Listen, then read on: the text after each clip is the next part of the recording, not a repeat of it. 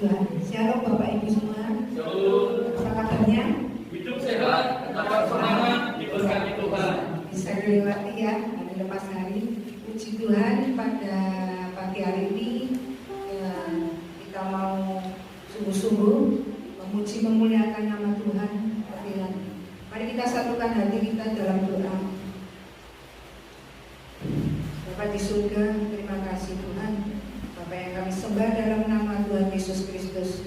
Kami sungguh bersyukur ya Tuhan atas kebesaran kemurahan-Mu, penyertaan-Mu yang begitu sempurna dalam kehidupan kami. Ya pagi hari ini Tuhan, kami masih berkesempatan untuk beribadah bersama-sama, memuji memuliakan nama-Mu. Bahkan kami akan mendengar kebenaran firman-Mu. Kami mengundang hadirat-Mu di tengah-tengah ibadah pagi hari ini ya Tuhan. Jamah lawat setiap kami, anak-anak-Mu ya Bapa, dengan urapan Roh Kudus. Terima kasih ya Tuhan. Inilah pujian penyembahan kami, kiranya menjadi rupa yang harum di hadapan-Mu. Haleluya. Amin. Terima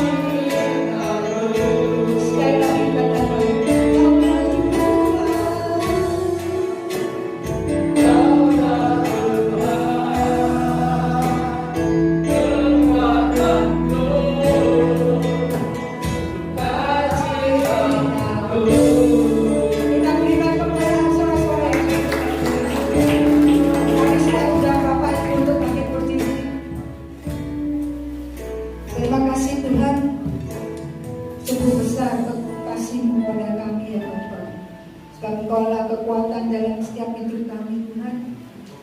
Terima kasih Bapa. Ini saatnya kami hendak bersorak-sorai, lebih lagi memuji memuliakan nama-Mu. Amin.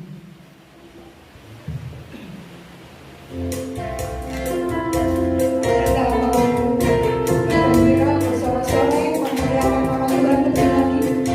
Semangat ya.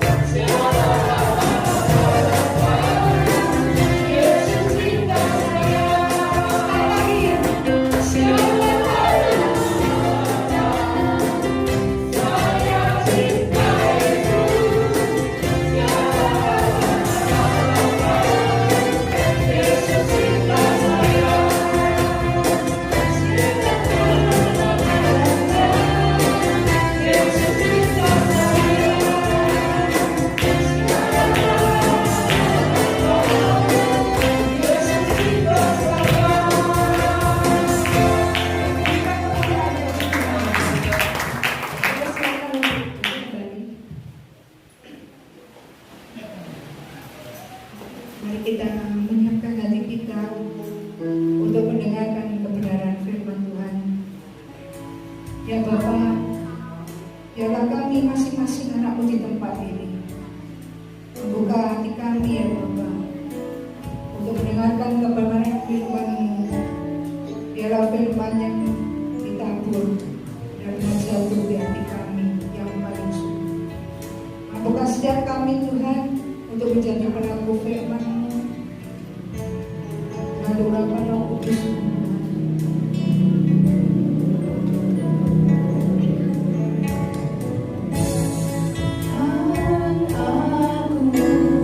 Aku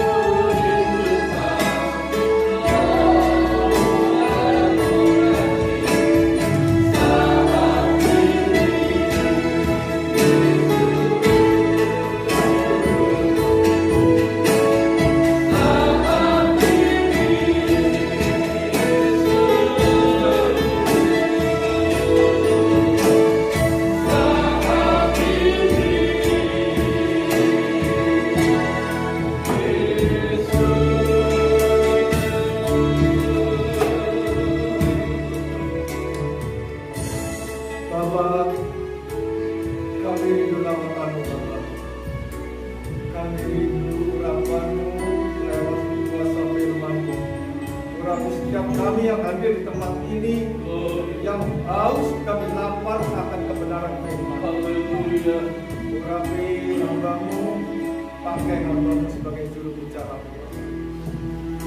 Kami serahkan semuanya ini di dalam tangan kuasa-Mu, Bapak. Dalam nama Tuhan Yesus, semua yang siap mendengar dan belajar firman Tuhan sama-sama berkata, Amin. Shalom Bapak Ibu.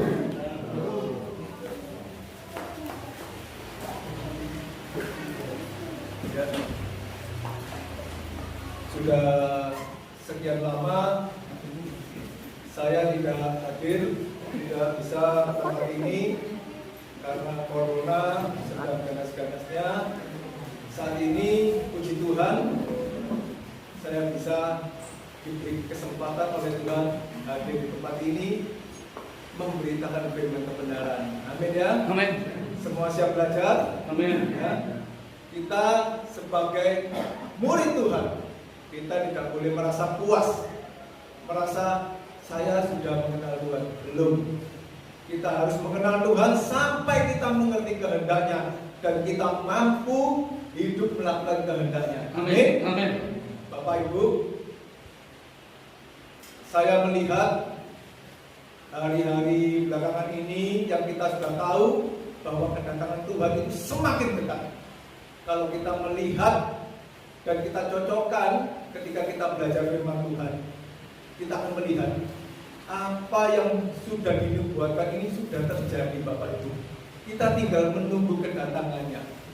Dan firman Tuhan disebarluaskan dan juga kejahatan, penyesatan ada di mana-mana. Bapak Ibu bisa melihat di media sosial saat ini banyak firman Tuhan yang disebarkan, tetapi sebenarnya bukan firman Tuhan.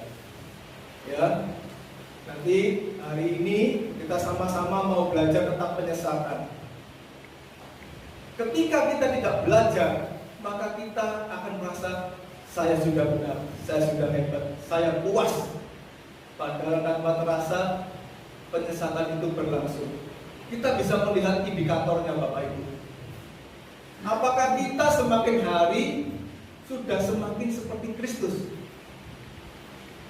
Jika karakter kita bertolak belakang dari karakter Kristus, kita ikut beribadah menjadi orang Kristen berpuluh-puluh tahun lamanya, tetapi kita tidak pernah berjuang mengubah karakter kita, membuang karakter lama kita untuk mengenakan karakter Kristus, maka sesungguhnya kita sebenarnya telah sesat. Kita salah jalan, kita meleset.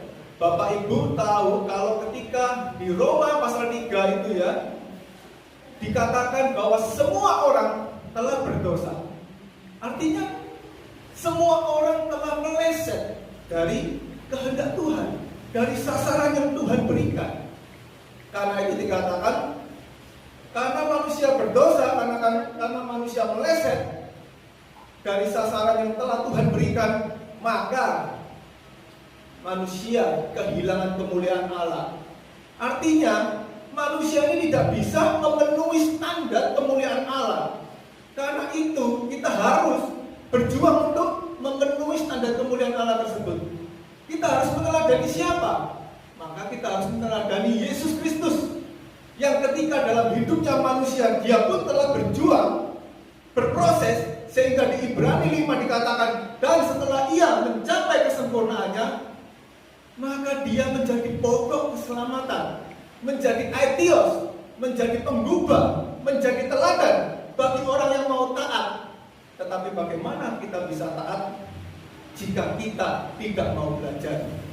Karena itu Bapak Ibu, hari-hari ini ya, kalau Bapak Ibu dengar saya di sini di pertemuan 2 kali sebelumnya saya sudah menyerukan, ayo kita belajar, ayo belajar. Karena saya sudah semakin belajar kita semakin mengerti banyak penyesatan yang terjadi, yang tentunya menggunakan ayat-ayat di dalam Injil, yang karena itu Rasul Paulus berkata, kamu dengan mudah mengikuti Injil yang lain yang sebenarnya bukan Injil. Artinya bukan yang seperti Injil murni, ya, tidak seperti yang dimaknai oleh Injil yang murni tersebut, tetapi yang diputarbalikkan oleh orang-orang tertentu untuk kepentingan pribadinya. Ya, kita coba tampilkan gambar pertama. Saya mulai dari situ dulu ya.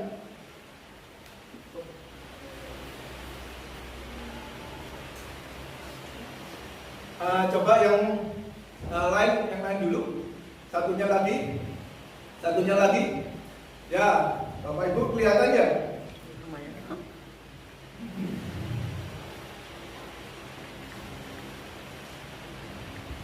Saya bacakan di sini ya. Di situ Bapak Ibu bisa melihat ada teks ayatnya ya. Karena akan datang waktunya orang tidak dapat lagi menerima ajaran yang sehat, tetapi mereka akan mengumpulkan guru-guru, mengumpulkan pemberita Injil, penginjil, pendeta, ya, menurut kehendaknya sendiri. Tujuannya apa? Untuk memuaskan keinginan telinganya. Karena itu Bapak Ibu, ketika ada gereja, ya, yang menyampaikan ajaran di tema khotbahnya selalu berkata sembuh total, kaya raya bersama dengan Yesus Kristus. Tentu semua memakai ayat-ayat Bapak Ibu, memakai ayat-ayat dalam Injil, tetapi yang dicomot kemudian untuk mendukung idenya. Semestinya Injil itu kita harus menggali apa maknanya dan itu yang disampaikan, ya, apa yang sesuai dengan maksud dari Tuhan lewat Injil itulah yang diberitakan. Kita bisa melihat di sebelahnya ketika ada ajaran yang berkata kita harus meneladani Kristus. Jadi sepi Bapak Ibu. Meneladani Kristus, sembuh total, kaya raya. Dari mana? Meneladani Kristus berarti menyangkal diri, memikul salib, mengikut Yesus. Untuk apa mengikut Yesus? Mengikuti teladannya, mengikuti cara hidupnya. Bagaimana kita bisa mengikuti cara hidupnya? Berarti kita harus memahami pikiran perasaannya. Kita kenakan cara berpikirnya. Ya, orang jadi malas, sehingga banyak hidup orang Kristen jauh dari kata berjuang. Kalau mereka ditanya, ya saya berjuang Pak, saya mencari nafkah. Lalu kalau mencari nafkah, membesarkan anak, sekolah, harus belajar, berjuang. Semua orang melakukannya Bapak Ibu. Orang yang tak beragama, orang non-Kristen juga berjuang secara demikian. Apa bedanya kita dengan mereka? Ya, kita ganti slide yang berikutnya. Kita lihat ada pekerja, ya. Ada pekerja itu, ya. Itu di suatu gereja kemakmuran Bapak Ibu, ya. Kepala Sikap Teologi Kemakmuran berkata, kita perlu memikirkan agar jemaat ini bisa ramai, gereja kita bisa ramai, supaya kita makin sukses, ya. Karena banyak pendeta-pendeta, gembala-gembala ketika bertemu jemaatmu piro, jemaatmu sedikit, kamu tidak diberkati, kamu tidak sukses. Makanya terjadi perlombaan untuk mendapatkan jemaat yang begitu banyak. Caranya bagaimana? Nah, di rapat ini gembalanya minta usul dari pekerjanya. Pekerja yang pertama memberikan usul, ya. Apa usulnya? Pak, kita adakan acara saja, KKR kesembuhan, ya, supaya orang-orang tertarik dan nanti orang-orang itu banyak yang datang, Pak. Banyak yang menjadi jemaat kita. Bagus, usul diterima. Ada lagi pekerja yang kedua berkata, khotbahkan saja tentang janji Tuhan, ya, bahwa Tuhan akan memberkati berkali-kali lipat jika engkau memberikan persembahan kepada gereja. Jika engkau memberikan persembahan, engkau akan diberkati berkali-kali lipat. Jika engkau memberikan perpuluhan, Tuhan akan membukakan tingkap-tingkap langit. Tuhan akan mengembalikan berkat kepada engkau 30, 60 kali lipat, bahkan 100 kali lipat. Itu semua ayat-ayat yang sebenarnya bukan itu maknanya. tetapi sering dicomot untuk menunjang ide seperti ini. Kemudian gembalanya manggut-manggut ya, setuju. Ada lagi, ternyata ada pekerja baru, anak muda ya. Anak muda kan biasa idealis ya. Maka dia dengan polosnya berkata begini, khotbahkan saja tentang kebenaran Injil, tentang menyangkal diri, memikul salib sebagai tanggung jawab dari pengikut Kristus. Langsung gembalanya melototkan, auto dipecat ya. Seperti itu ya saudara. Kemudian ada lagi ayatnya, coba kita lihat. Ya, itu memang kebiasaan mencomot ayat di luar konteks ya. Ayat Alkitab itu Bapak Ibu, kalau kita belajar ya, ini saya mau beritahu juga. Kita harus baca ayat itu lengkap satu. Dan kita harus lihat konteksnya. Bagaimana kita bisa tahu konteksnya? Yang bacalah sesuai dengan perikopnya. Paling tidak, paling minim, bacalah 2-3 ayat di atasnya dan di bawahnya, supaya kita mengerti maksud ayat itu apa. Orang Kristen males lah bagiannya pendeta. Nah, bagaimana kalau pendetanya juga tidak belajar? Ada pendeta yang, Bapak Ibu, saya ketika berdoa Tuhan memberikan kebenaran seperti ini, seperti ini. Selalu Tuhan memberikan kebenaran dan Tuhan tidak pernah salah.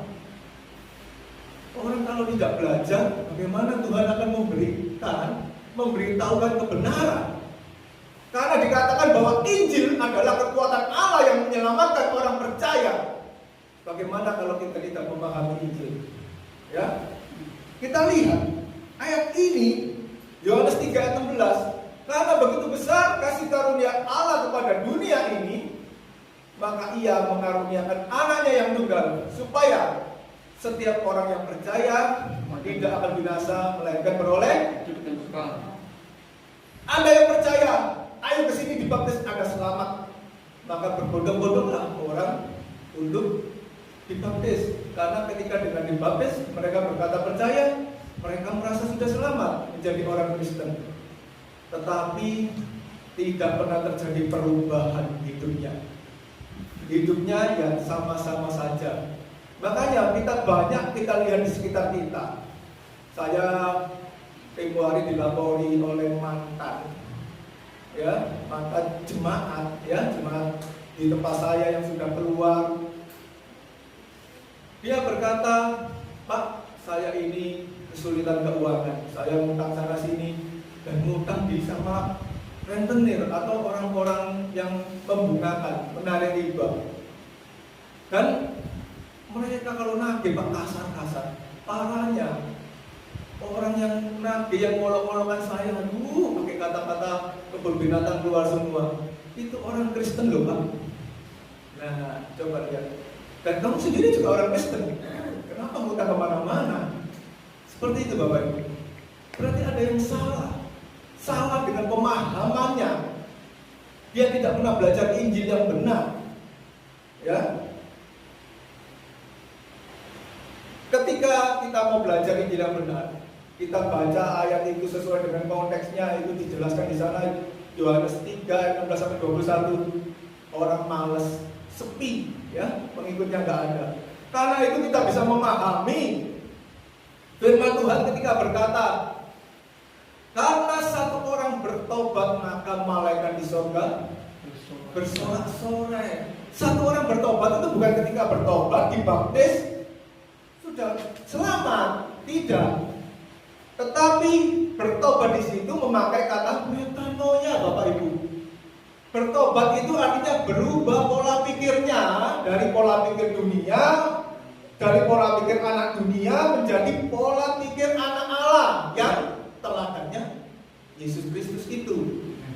Nah, ketika berubah pola pikir, maka masuk kata yang kedua, bertobat itu strefo, yang artinya berbalik dari jalannya yang salah, yang tadi meleset, yang sesat. Mulai ketika berubah cara berpikirnya, melihat, oh Tuhan di situ, aku salah mengarahkan hidupku, aku mulai berbalik, aku mulai jalan. Dan itu proses, tidak bisa didapatkan secara instan. Karena itu kita bisa melihat firman Tuhan berkata, berjuanglah kamu untuk masuk melalui pintu yang sesat itu. Bertandinglah dalam pertandingan iman dan rebutlah hidup kekal. Kalau cuma percaya dibaptis, buat apa ada firman Injil yang itu dicoretin semua aja Bapak Ibu? Ya, ada lagi di Ibrani dikatakan, kamu tanggalkan segala bebanmu dan dosamu, masuklah dalam perlombaan yang diwajibkan bagi kamu. Sudahkah kita menanggalkan beban, ikatan kita, keterikatan kita akan dunia, kesenangan dunia? Saya mau jalan-jalan Pak, saya tidak bisa ke gereja hari ini. Saya diajak anak saya jalan-jalan. Teman saya ulang tahun hari ini, saya tidak bisa ke gereja.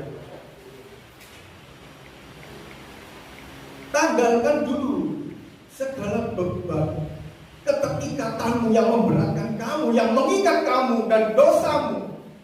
Barulah kamu bisa masuk dalam perlombaan yang diwajibkan. Orang Kristen banyak yang tidak mengerti, karena itu tidak pernah masuk dalam perlombaan ya Bapak Ibu ya. Berikutnya, hamba Tuhan pun yang benar terkadang juga bingung Bapak Ibu. Kenapa bingung? Coba lihat, hamba Tuhan itu di karikatur ini sudah menyiapkan firman, ya, seperti saya sudah menyiapkan firman, ditaruh di meja. Ketika dia melihat wajah-wajah yang jemaat ini, tuh ada yang mulai dari sisi kiri, ibu itu berkata, ceritakan tentang kesembuhan karena dia ada sakit ya. Kemudian satunya, jangan bahas neraka ya Pak, jangan bicara mati-mati Pak, kita ini masih senang hidup. Satunya berkata, tolong khotbahkan tentang berkat dan materi saja. Satunya wanita yang melotot itu, ya Pak, jangan khotbah tentang dosa riba. Wah, berarti dia benar. Ya, satunya lagi, ingat loh, saya sudah banyak memberi persembahan untuk gereja ini loh. Tuh, tanah yang di depan, saya ikut ambil berapa persen tuh. Khotbahkan yang sesuai dengan selera saya. Belum lagi yang di belakangnya Bapak Ibu, ya, saya tidak usah ceritakan terus. Terkadang dilema. Karena itu Bapak Ibu, kita masuk ke Galatia 1 ayat 6, kemudian kita buka ayat 10. Saya pernah menjelaskan di Galatia 1 ayat 6, tapi sepintas saja ya. Tetapi sekarang saya mau sambung ke ayat 10. Oke? Saya bacakan.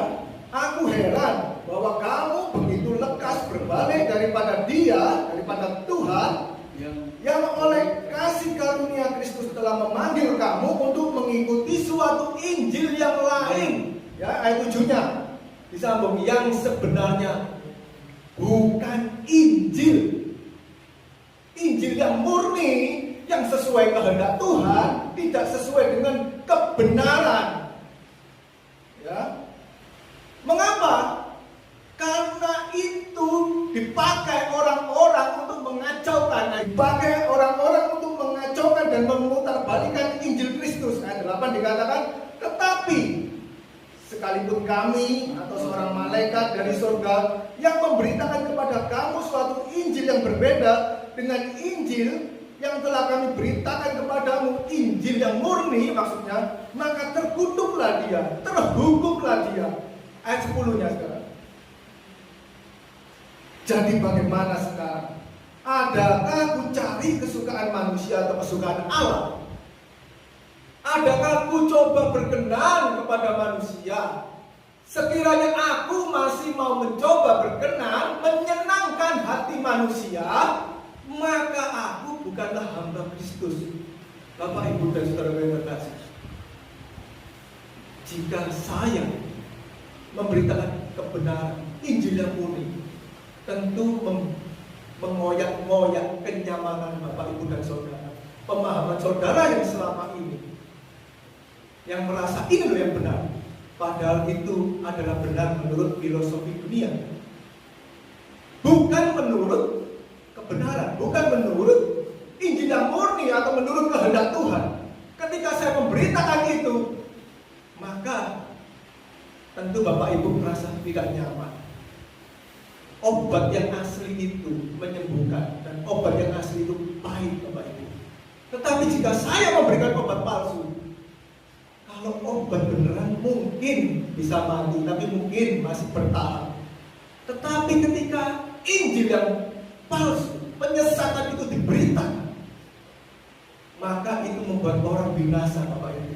Dan ini bukan cerita mati dikubur, tetapi ini cerita hidup kekal selama-lamanya. Binasa itu terhilang dari hadirat Allah. Ya Bapak Ibu, karena itu Bapak Ibu adalah suatu dilema bagi seorang pembicara, pemberita Injil, pendeta, gembala, ketika mau memberitakan firman, Injil yang mana yang dia mau beritakan. Karena itu tadi saya sempat berbicara dengan Bapak gembala di sini, kita harus waspada, kita harus mengajak jemaat itu belajar. Jangan malas belajar. Orang Kristen itu kalau disuruh belajar, ayo PK, ayo dengarkan firman, malas. Tetapi dia lebih suka mendengarkan yang dari teman, dari apa, dari orang lain, padahal belum tentu benar karena dia sendiri tidak belajar. Jangan malas belajar Bapak Ibu. Tuhan berkata, pergilah jadikan semua bangsa muridku. Orang Kristen ini harus menjadi murid. Tugasnya murid apa? Belajar. Belajar itu apa? Memahami ajaran Kristus, kemudian meneladani hidupnya, meneladani cara hidup Kristus, untuk kemudian ajaran tersebut dikenakan di dalam hidupnya dengan meneladani Kristus, supaya dia serupa dengan gambar Kristus, supaya orang tersebut sekualitas. Serupa itu bicara kualitas, sekualitas dengan karakternya Kristus, supaya dia bisa memerintah bersama dengan Kristus. Firman Tuhan berkata, kuduslah kamu sebab aku kudus. Bagaimana kita supaya bisa menjadi kudus? Apa arti kata kudus? Apa Bapak Ibu tahu? Kata kudus dari kata hagios, ada 3 ya. Itu untuk pertemuan berikutnya Bapak Ibu ya. Saya simpan dulu aja, karena saya akan langsung masuk ya. Jadi penyesatan itu apa? Penyesatan itu adalah segala sesuatu bentuk pemberitaan firman Tuhan dan ajaran Injil yang diberitakan tidak sesuai dengan kebenaran Injil yang murni dan tidak sesuai dengan kehendak Tuhan. Kalau kita tidak baca, kita tidak tahu, karena semua mengatasnamakan kehendak Tuhan. Karena itu kita harus belajar. Dan penyesatan itu ujung-ujungnya bersumber pada si iblis, ya. Semua yang diberitakan, diajarkan berasal dari spirit atau dari hasrat, dari roh iblis itu. Tujuannya untuk apa? Tujuannya untuk menggagalkan rencana Allah. Apa sih rencana Allah ini? Rencana Allah dari semula adalah menjadikan manusia serupa dengan gambarnya, sekualitas dengan karakter Allah. Di Perjanjian Baru dikatakan, maka kamu yang dipilih ditentukan untuk serupa dengan gambaran anaknya yang sulung, di Roma 8 ayat 29 dan 30. Karena itu kita dipanggil, kita dibenarkan, kita dididik, kita belajar supaya kita dimuliakan bersama dengan anaknya untuk memerintah di kerajaannya nanti. Bagaimana hidup kita? Kita mengisi setiap hari hidup kita dengan apa Bapak Ibu? Apakah kita belajar, kita dibenarkan, ketika menerima kebenaran itu kita lakukan? Ya lagu-lagu tadi bagus. Membawa sembahku. Ya. Apa persembahan kita? Hidup kita ini loh persembahan. Roma 12 ayat 1 berkata, biarlah hidupmu menjadi persembahan yang hidup, yang kudus dan yang berkenan kepada Allah. Karena itu ibadahmu yang sejati. Itu adalah pelayananmu yang masuk akal, yang dapat diterima. Segenap hidup kita ini pelayanan loh. Ketika kita keluar dari gereja ini, kita bekerja, kita di rumah tangga, kita bertemu dengan teman, Apa yang kita katakan, kita berbuat, apakah sudah menyenangkan hati Tuhan? Jangan sampai kita tidak berjuang seperti itu Bapak Ibu ya. Karena Bapak Ibu tahu caranya bagaimana sih penyesatan itu. Penyesatan itu caranya untuk menjadikan hidup manusia itu wajar.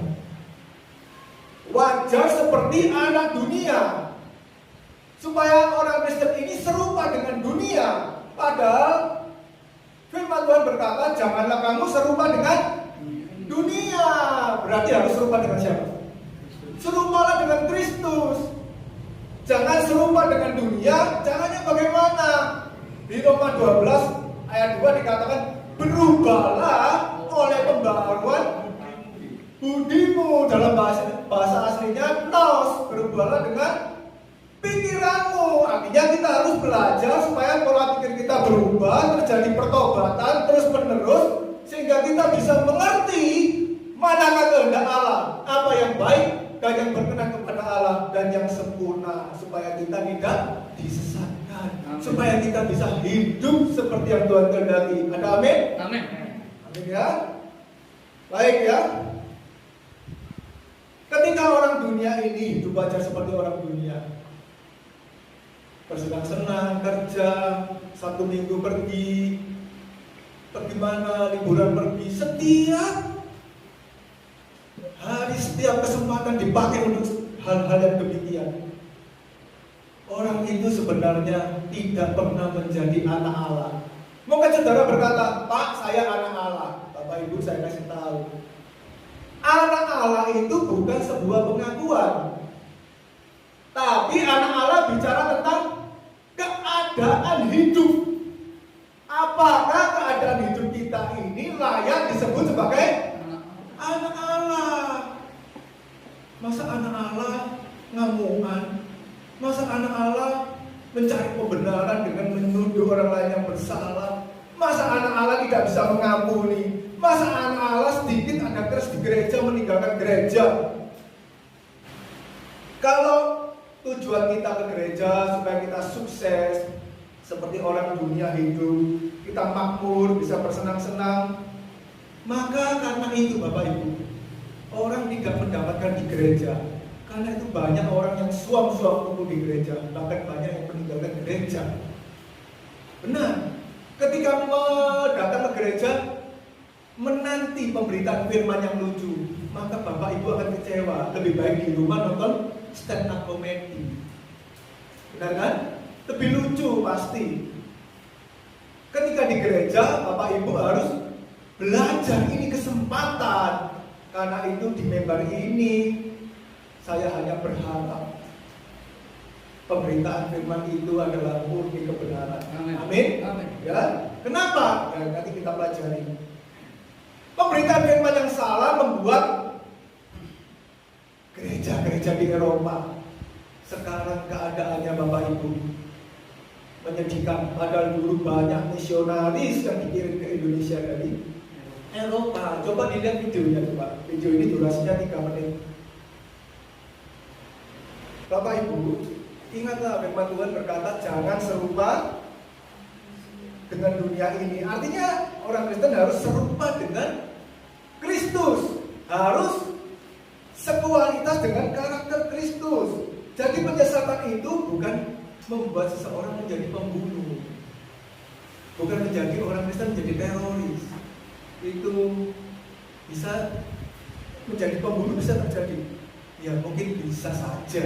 Tetapi penyesatan itu membuat orang Kristen ini hidup wajar seperti anak dunia.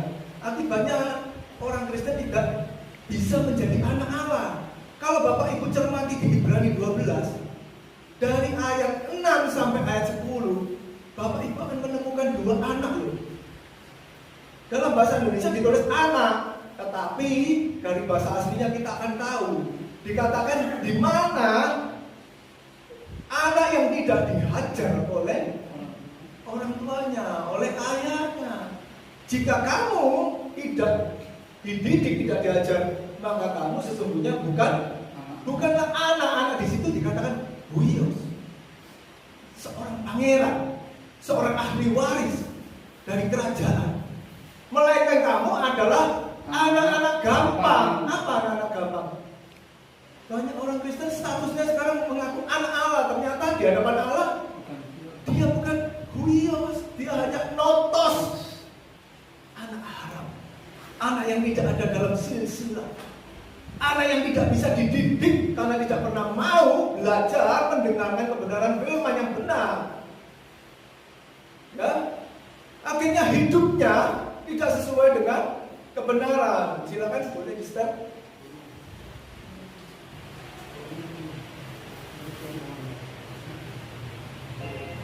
Ya, kita lihat gereja-gereja yang megah. Ini salah satu contoh di Belanda. Gereja yang megah. Tahun 2008 ada 50 bangunan gereja yang dialihfungsikan. 2008, sekarang 2021 Bapak. Tentu lebih banyak lagi ya. 6 diantaranya berubah menjadi tempat ibadah agama lain. Sebuah gereja yang beroperasi mulai tahun 1965 sekarang menjadi tempat klub musik, klub malam. Luar biasa kan? Gereja menjadi klub malam, hebat. 180 derajat. Mengapa? Karena bukan kebenaran firman, kebenaran Injil yang diberitakan. Ada yang menjadi toko buku, perpustakaan, ada yang menjadi tempat es meeting. Gereja menjadi es meeting, Bapak Ibu. Kenes ya Bapak Ibu, lihat ada yang salah dengan pemberitaan firman di situ. Sehingga cara berpikir jemaatnya meleset, sesat ya kan. Ada yang menjadi tempat arena bermain skateboard.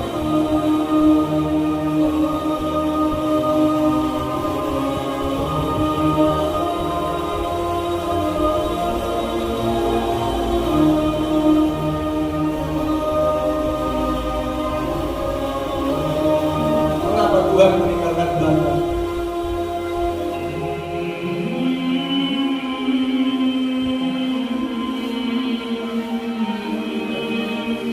Orang Kristen tinggal 25% saja tahun 2015. Kemana sisanya itu? Sebagian besar. Di periode yang sama, jumlah orang yang datang ke gereja awalnya 50%. Coba negara Kristen cuma 50% yang datang ke gereja, akhirnya tinggal 12%. Jumlah orang Kristen di Belanda yang percaya pada Tuhan menjadi 32%. KTP-nya saja yang Kristen. Tetapi Kristen tanpa perjuangan, mengapa bisa? Karena telah mengalami penyesatan, error, tohola yang dalam bahasa Ibrani seperti itu Bapak.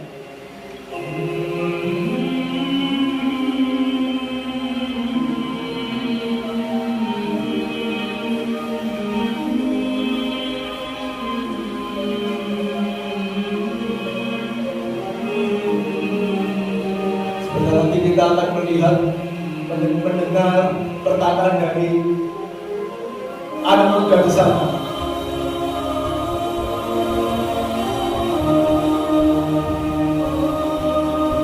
Belanda telah mengalami sekularisasi, hidup seperti orang dunia hidup. Hampir semua orang melakukan perbuatan yang dilarang oleh Tuhan. Satu-satunya waktu ke gereja ya ketika ada acara, ada perayaan, hari lainnya kami tidak pergi. Ketika penyesatan masuk di dalam pikiran seseorang, ketika bukan firman kebenaran yang dibagikan, maka sesungguhnya itu akan mengubah hidup orang tersebut. Penyesatan terjadi pada pikiran, cara berpikir seseorang, sehingga akibatnya cara hidupnya pun ikut salah, ikut sesat Bapak Ibu, tidak sesuai dengan kehendak Tuhan. Ya, nanti kita belajar lebih lanjut. Filipi 3 ayat 18 sampai 20. Ayo kita lihat. Filipi pasal 3 ayat 18 sampai 20.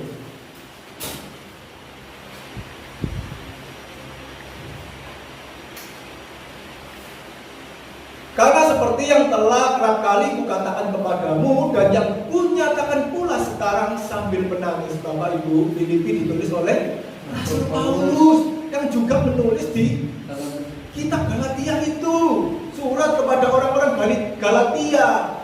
Dan itu kebenaran itu sama, konsisten Bapak Ibu. Bayangkan, Rasul Paulus melihat banyak hidup orang Kristen yang menjadi seteru salib Kristus. Apa itu seteru salib Kristus?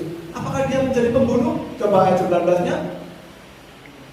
Kesudahan mereka ialah kebinasaan. Tuhan mereka ialah perut mereka.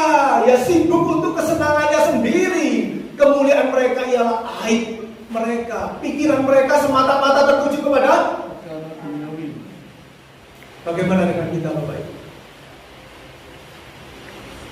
Pulang dari gereja mikir apa? Bangun tidur pikir apa? Kapan mikir Tuhan?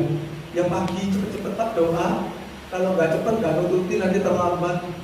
Kemudian malam mau tidur saya sempat-sempatkan berdoa. Aminnya besok aminnya lagi. Kadang lupa berdoa. Coba bayangkan. Ayat 20-nya. Karena kewarganegaraan kita adalah di dalam sorga. Berarti kewarganegaraan kita di sini hanya sementara Bapak Ibu.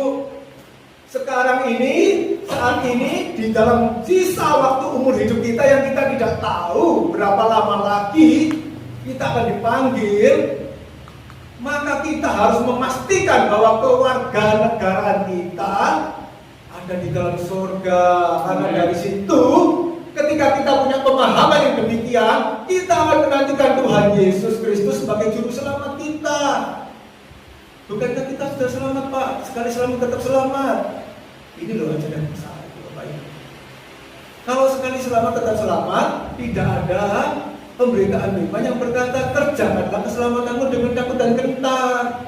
Yesus tidak perlu berkhotbah di atas bukit berkata kumpulkanlah harta di surga. Yesus tidak perlu berkata ketika ada orang yang bertanya kepada dia, Tuhan, sedikit saja orang yang diselamatkan. Yesus berkata kepada semua orang, berjuanglah kamu untuk masuk melalui pintu yang sesat itu. Dengan demikian kita tahu kalau kita baca ayat di atasnya. Oh, kalau kita mau selamat, kita harus berjuang. Apa itu selamat dalam kekristenan? Selamat itu bukan sekedar masuk surga Bapak Ibu. Selamat itu adalah ketika kita ini dikembalikan kepada rancangan Allah yang semula. Kita hidup mengenakan pikiran perasaan Kristus. Kita bisa melakukan kehendak Bapa di dalam hidup kita. Ya, kita diciptakan Allah punya kehendak loh atas hidup kita. Saya beritahu. Karena itu Bapak Ibu harus mencari. Makanya kalau Bapak Ibu baca firman, ketika kata mencari Tuhan, mencari Allah.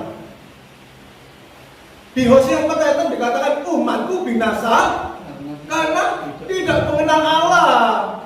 Mengapa umat pilihan yang dipilih Allah dapat binasa?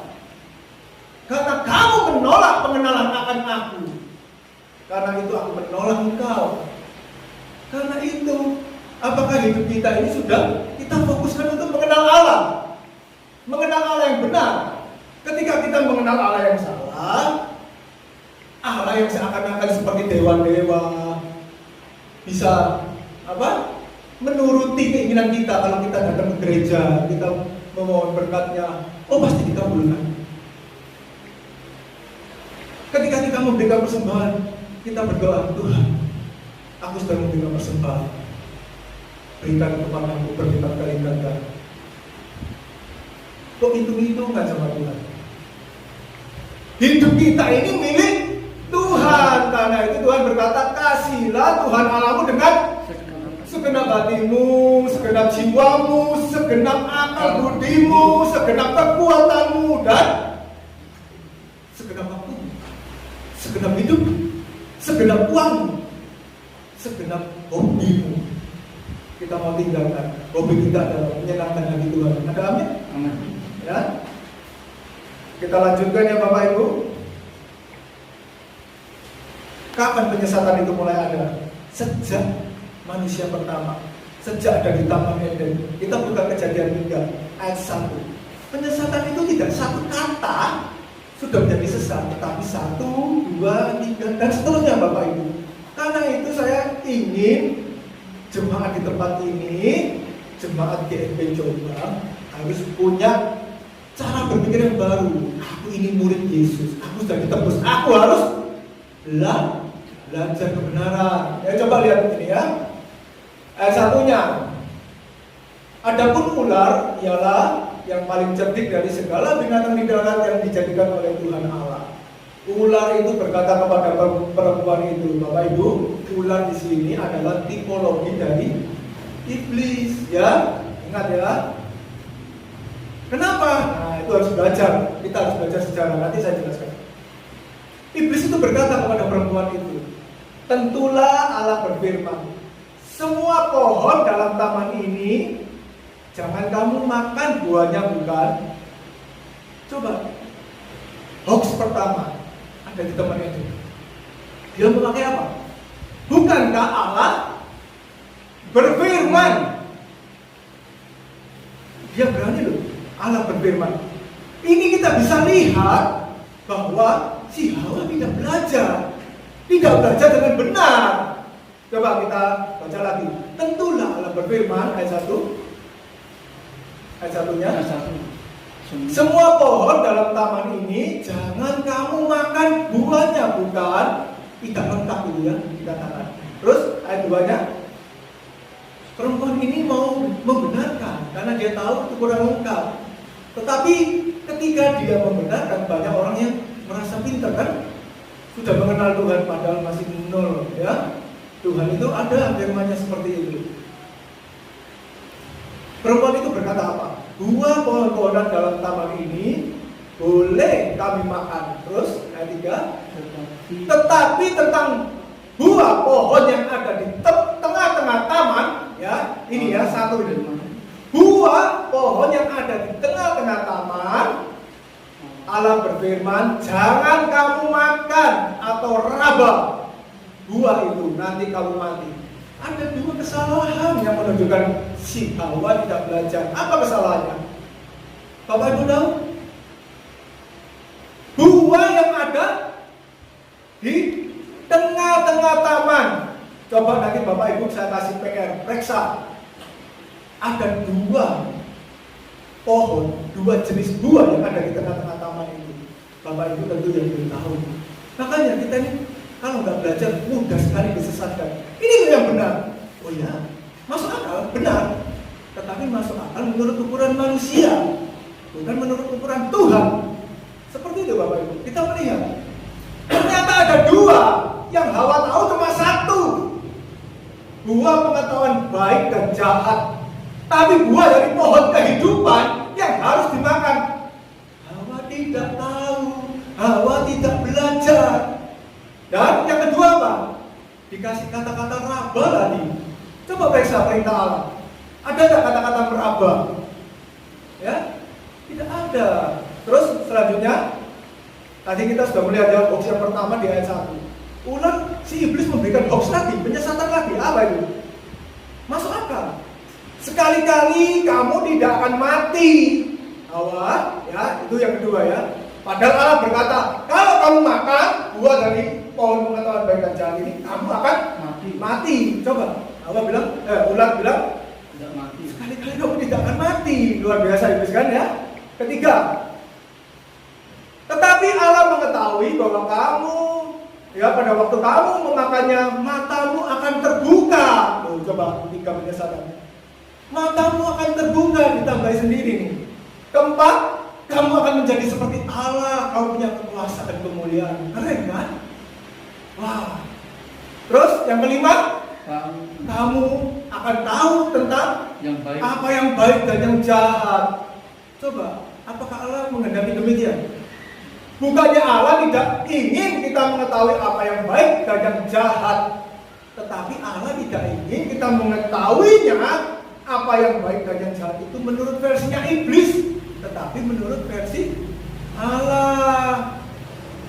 Ya, coba dalam sekali pertemuan 5 yang masuk di pikiran si Hawa, akhirnya Hawa disesatkan.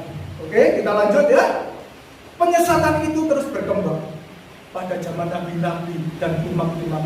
Saya tidak sempat sebutkan ayatnya. Kalau Bapak Ibu nanti mau tulis, baca di rumah, Yeremia pasal 5 ayat 31, Yeremia 23 ayat 32, ayat 6, 13 sampai 14. Yeremia pasal 6 ayat 13 sampai 14. Yesaya pasal 9 ayat 14 dan 15. Penyesatan pada zaman nabi-nabi dan imam-imam. Kemudian masuk pada zaman Yesus. Yesus berkata di Matius 7, silakan dibuka, Matius pasal 7 ayat 15 sampai 16. Ya, sudah. Apa kata Yesus? Waspadalah, berjaga-jagalah, belajarlah, ya, supaya kamu dapat mengerti.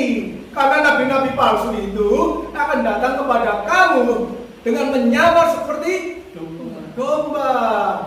Semua ya pasti akan berbicara tentang firman Tuhan, tetapi sesungguhnya mereka adalah serigala yang buas, karena mereka akan membinasakan kamu. Bagaimana kita bisa mengetahuinya? Ayat 16, maka kamu akan mengenalnya dari buahnya. Dari apa? Dari perilaku hidup orang tersebut, dari perkataannya, perbuatannya. Kita melihat loh hari ini banyak, ya, ada pendeta hebat, gembala di luar negeri terkena kasus korupsi, mengambil atau memakai uang gereja, masuk penjara. Ada apologet, ya, yang meninggal, terkenal, gembala, pendeta.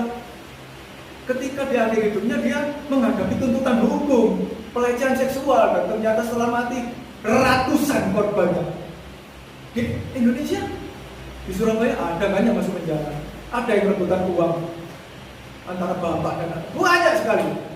Coba bayangkan, kalau dia memahami kebenaran, kalau dia firman yang disampaikan membuat dia yang dipahami, dikenakan dalam hidupnya, membuat dia hidup seperti Kristus hidup dan diajarkan, tentu hidupnya menjadi seperti Kristus. Hidupnya bisa diteladani oleh jemaatnya. Kenapa yang diteladani seperti itu? Itu artinya cara berpikirnya dia sudah salah, sesat. Yang diajarkan, Bapak Ibu tahu sendiri. Bagaimana nasib jemaat? Hidup dalam kewajaran anak dunia, tidak pernah menjadi anak Allah. Berikutnya, penyesatan terus berlanjut pada zaman rasul-rasul, ya. Makin bertambah sampai hari ini. Karena itu Yesus berkata di Matius 24 ayat 11 sampai 13. Di rasul-rasul banyak, salah satunya tadi Galatia, tapi banyak yang lain, Bapak Ibu. Saya tidak ada waktu. Mungkin kalau ada kesempatan ketika saya datang lagi, ada tema penyesatan bagian kedua. Kita bahas ayat-ayat. Ini asik ini. Ayat-ayat yang sering dipakai, disalahgunakan untuk disesatkan. Oke? Senang ya? Oke, nanti kalau belum beri kesempatan. Sekarang kita melihat apa perkataan Yesus. Matius 24 ayat 11. Banyak nabi palsu akan muncul, menyesatkan banyak orang. Apa yang disesatkan? Pikiran orang-orang tersebut. Tadi saya sudah berkata, kalau pikiran disesatkan, cara berpikirnya sudah sesat, maka cara hidupnya juga jadi sesat, salah, menjadi seteru Kristus. Ayat 12-nya kita lihat hidupnya. Dan karena makin bertambahnya kedurhakaan, ya, maka kasih kebanyakan orang menjadi dingin. Yang penting gue, yang penting aku senang, aku happy, aku diberkati. Orang lain apa mau kata terserah dia. Kalau aku memberi, aku foto, aku syuting, masukkan di medsosku. Yang penting masuk YouTube, ya. Seperti itu Bapak Ibu. Mengadakan KKR kesembuhan film ini, supaya follower banyak, ujung-ujungnya dapat uang, ya. Seperti itu. Banyak sekali Bapak Ibu. Kasih kebanyakan orang makin dingin. Perilaku hidupnya tidak sesuai dengan kehendak Tuhan. Ayat 13. Ini penting bagi setiap kita yang mau menjadi anak-anak Allah. Artinya kita mempunyai keadaan hidup sebagai anak Allah. Tetapi orang yang bertahan sampai pada kesudahannya akan selamat. Bertahan dari apa? Bertahan dari penyesatan tersebut. Karena banyak nabi-nabi palsu. Kalau sekarang penginjil palsu, pendeta-pendeta palsu yang memberitakan firman palsu. untuk kepentingannya, supaya gerejanya ramai, supaya persembahannya banyak. Tadi saya dengar ada yang perpuluhannya 1M. Itu belum seberapa Bapak Ibu. 1M. Berapa untuk pendetanya? 100%? 50%? Jemaatnya kerja banding tulang. Coba. Ya. Orang yang bertahan sampai kesudahan hidupnya tidak disesatkan, tetapi hidup sesuai dengan kehendak Allah, memahami kebenaran itu, mengenal Allah, terus memahami pikiran perasaannya, mengenakan di dalam hidupnya, berjuang untuk mengasihi Allah dan melakukan kehendaknya. Orang itulah yang selamat. Orang itulah yang dapat dikembalikan oleh Allah untuk memiliki kualitas anak Allah. Terakhir, bagaimana supaya kita tidak disesatkan? Intinya kita harus belajar, Bapak Ibu. Belajar untuk apa? Satu, kita harus belajar, kita harus komitmen belajar untuk memahami kebenaran yang sesuai dengan kehendak Tuhan itu yang mana sih? Nah, kedua, ya ini saya mengajari supaya Anda cerdas. Jadi ketika Anda mendengar suatu khotbah, firman yang diberitakan, Anda akan mengerti. Ketika ada pendeta membaca satu ayat, dijelaskan. Anda jangan begitu Bapak Ibu. Yang kedua, belajar sesuai dengan konteksnya. Bacalah satu perikopnya. Pendetanya baca satu ayat, baca satu perikop. Paling tidak 2 ayat, 3 ayat sebelumnya. 2-3 ayat sesudahnya. Anda akan mengerti. Oh, salah itu. Jangan didengar, karena itu merusak bangunan berpikir Anda, ya. Ketiga, Anda harus belajar memahami budaya, sejarah, dan gaya bahasa orang Yahudi, Bapak Ibu. Alkitab ini ditulis oleh siapa? Oleh orang Yahudi. 40 penulis. Bayangkan, 1500 tahun sejak Musa, ya, 1440 sebelum Masehi sampai sekitar tahun 100 Masehi. 1500 tahun berganti-ganti sejarah bangsa Israel itu. Budayanya juga ada perubahan, bercampur dengan Romawi, bercampur dengan budaya Yunani, bercampur dengan budaya orang Timur Tengah, Arab. Nah, kalau kita tidak belajar, bahaya Bapak Ibu. Seperti ular itu tipologi dari iblis. Kalau kita tidak belajar sejarahnya, kita nggak ngerti. Ya seperti sekolah minggu, Hawa, ular melingkar di pohon, ada gambaran pohon, ada buahnya. Hawa memakai buah itu dimakan. Namanya buah pengetahuan adalah buah yang dikonsumsi oleh pikiran, bukan oleh mulut, oleh perut. Ya. Sejarahnya adalah ketika ayat itu ditulis oleh Musa, Kejadian, Keluaran, Bilangan, Imamat, ya, Ulangan 5 kitab itu ya. Itu bangsa Israel keluar dari Mesir setelah dijajah selama 430 tahun, hidup sebagai budak di Mesir, tidak pernah belajar. Lah Musa yang lulusan dari pendidikan kerajaan Mesir, ya Musa harus menjelaskan dengan bahasa yang mudah dimengerti oleh budak-budak ini. Nah kita kok memahaminya seperti pola pikir mereka. Nah itu gunanya belajar. Budaya, kita akan melihat budaya orang Yahudi itu patrilinear. Tanpa pemahaman ini salah. Apa sih itu? Itu budaya orang Yahudi yang mengikuti dari garis keturunan ayah. Karena itu dikatakan anak Adam siapa? Kain, Abel. Penggantinya itu Set. Yang lain mana? Kain kawin sama siapa? Akhirnya ada ajaran Kain kawin dengan orang lain. Berarti Allah adalah menciptakan orang yang lain, manusia lain, tapi tidak diceritakan. Yang disorot hanya ini. Ya ampun, salah Bapak Ibu. Kalau kita memahami budaya demikian, maka kita akan tahu anak-anaknya yang perempuan tidak ditulis ya Kain, Abel atau Set kawin dengan saudaranya. Loh bisa Pak? Bisa. Waktu itu masih hidup Adam aja sampai 930 tahun Bapak Ibu. Sel-selnya masih luar biasa. Kalau kita sekarang hidup cuma sampai 78 tahun kita melakukan itu ya cacat semua. Ya, beda ya. Karena itu kita harus belajar belajar memahami budaya, juga gaya bahasa. Ketika Anda melihat, jika Anda punya iman sekecil biji sawi, Anda akan memindahkan gunung dari tempat yang satu ke tempat yang lain. Artinya apa? Iya, Anda harus percaya Pak, masalah apa akan dipindahkan. Sebentar, masalah yang mana? Iya, kesulitan ekonomi, sakit penyakit. Coba ayat ini jadikan salah. Memindahkan gunung itu gaya bangsa yang kita pahami sekarang ini seperti gini. Sekali merengkuh dayung, 2-3 pulau terlampaui. Apa artinya? Ya kita mengerjakan satu pekerjaan 2-3 tugas selesai Pak. Iya, makanya kita harus memahami memindahkan gunung itu artinya apa? Kita artinya mengerjakan hal yang tidak mungkin. Apa? Ketika dihubungkan dengan iman. Kalau kita punya iman, maka kita punya perbuatan yang menurut kepada kehendak Allah. Maka kamu akan dapat mematikan kodrat dosamu, sifat dosamu. Kodrat dosamu yang tidak sesuai dengan kehendak Allah, kamu ganti, kamu ubah menjadi kodrat ilahi. Maka ketika kita sakit hati, kita tidak mau mengampuni. Ini loh bunuh masalahku. Aku harus melepaskan pengampunan. Aku harus mau taat.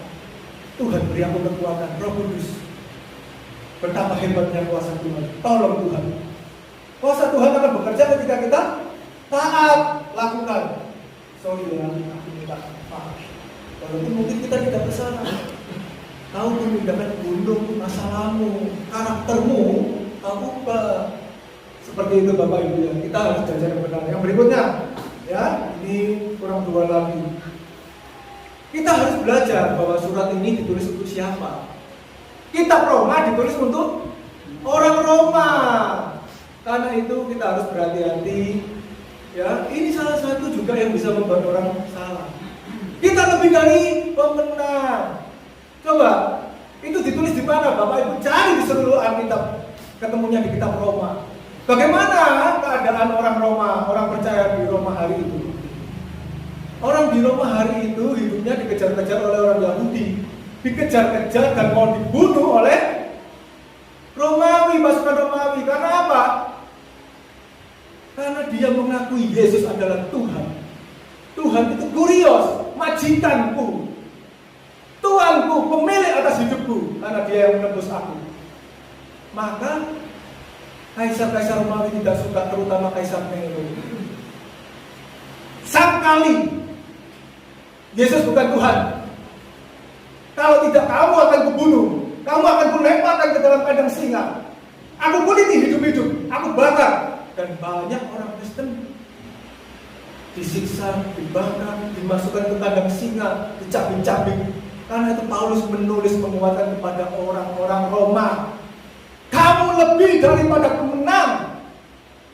Jika kamu percaya, kalau percaya kamu serahkan hidupmu kepada Tuhan, kamu tidak menyangkali Tuhan, kamu lebih dari pemenang. Pemenang itu apa? Dari pasukan Romawi itu yang sudah menang perang, di mana-mana diduduki, dikuasai. Pasukan Romawi itu, tentara Romawi adalah orang-orang yang menang. Menang secara politik, menang secara militer. Kamu sampai mati kamu tidak menyangkali imanmu. Kamu lebih dari pemenang.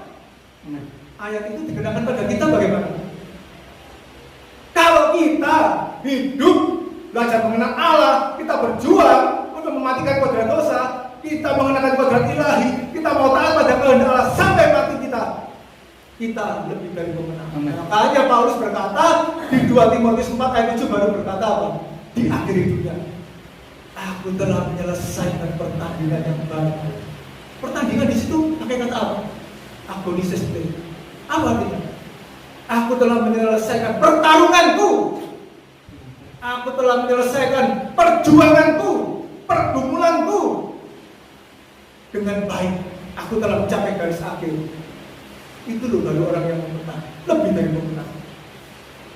Terus orang Kristen, kita lebih dari pemenang, amin, amin. Ya sudah, lebih dari pemenang, ngapain kita berjuang? Ngapain kita ke gereja? Kita lebih dari pemenang, kita selamat. Akhirnya gereja sepi. Oh, sudah menang, ngapain ke gereja? Berdoa di rumah nggak bisa. Lihat YouTube bisa. Saya plesetkan ketika YouTube, artinya apa? Melihat hal-hal yang salah. Tetapi di YouTube itu carilah kebenaran. Bagaimana kita supaya memahami kebenaran? Ya kita belajar ya. Yang terakhir, kita belajar bahasa aslinya. Wah ini berat Pak. Ya tidak bisa yang susah-susah. Tapi yang penting-penting seperti tadi. Pertandingan itu agonisistik. Ketika Yesus berkata, berjuanglah kamu untuk masuk melalui pintu yang sesat itu. Agonisistik lah kamu. Bertarunglah kamu, bergumullah kamu. Ya, bergulatlah kamu. Agonisistik itu mengandung 4 kata. Wrestle, bergumul, ya, bergulat. Strike, bergumul. Fighting, bertarung. Terus struggle, berjuang. Saudara, kita melakukan itu di dalam hidup kita. Enggak Pak, saya masih biasa-biasa. Ayo, selama kita masih ada kesempatan, saya mengajak kita semua bertobat ya, belajarlah. Jangan sudah di ICU, keluarganya yang membawa rekaman firman Tuhan didengarkan ditaruh di pantatnya. Apa gunanya? Pertarungannya apa? Perlombaannya apa? Tidak ada Pak. Nah, terus minta senang menghadap Tuhan. Tuhan kudus, kuduslah kamu sebab aku kudus. Kita masih kudus. Hanya Tuhan ampuni dosaku, aku selamat. Ya, dia lagi jadi perlindungan kita. Kalau tahu jadi Tuhan bagaimana? Ya kita bayangkan sendiri ya. Sekian firman ini, inilah firman kebenaran. Ayo kita belajar. Saya mengajak Bapak Ibu semua untuk belajar. Karena saya sendiri, ketika kita makin belajar, kita memahami, aduh, saya ini masih belum sempurna. Yesus saja berjuang mencapai kesempurnaannya dengan ratap dan tangis. Bagaimana dengan saya? Bagaimana dengan Bapak dan Ibu? Apa yang Anda perjuangkan? Selama kita masih diberi waktu, mari kita berjuang. Saya minta musik, BL, silakan maju. Kita nyanyikan tracknya, terus kita tutup dengan doa. Saya kembali kepada Bapak Andres.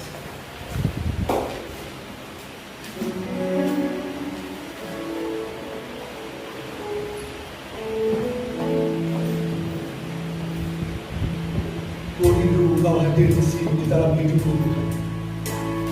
Supaya aku mengenal Kau. Aku mau berkomitmen untuk hidup kudus dan tidak mencela di hadapan Tuhan. Ku rindu Kau.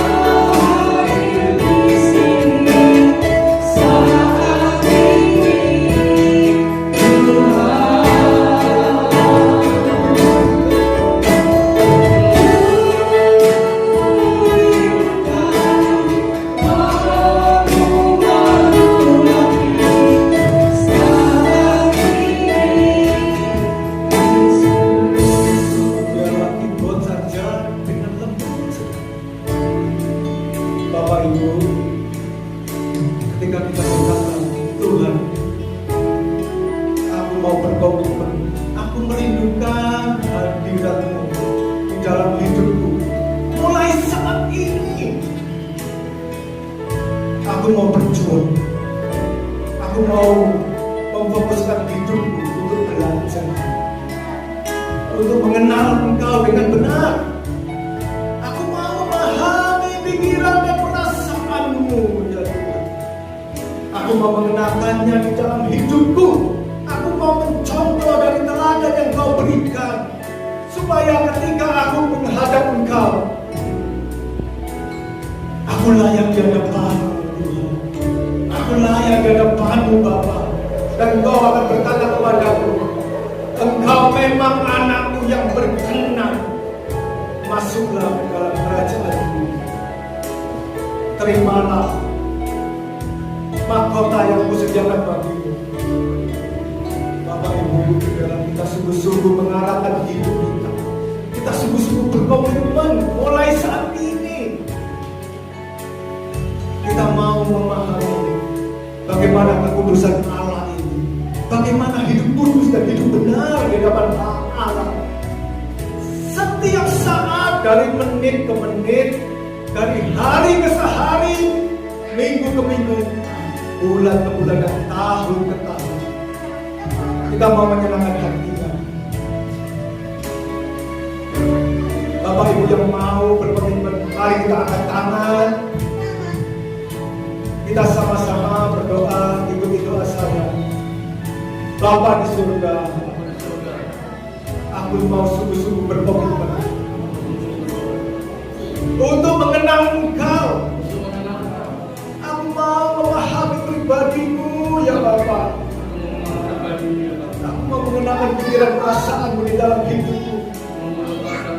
Aku mau menghadirkan hidup putramu di dalam hidupku, supaya aku berkenan di matamu, ya Bapa. Aku mau bertanggung jawab dalam hidupku. Aku mau selesaikan dari hari ke hari semua masalah hidupku. Tolong pimpin aku, sertai aku, kuatkan aku, bimbing aku,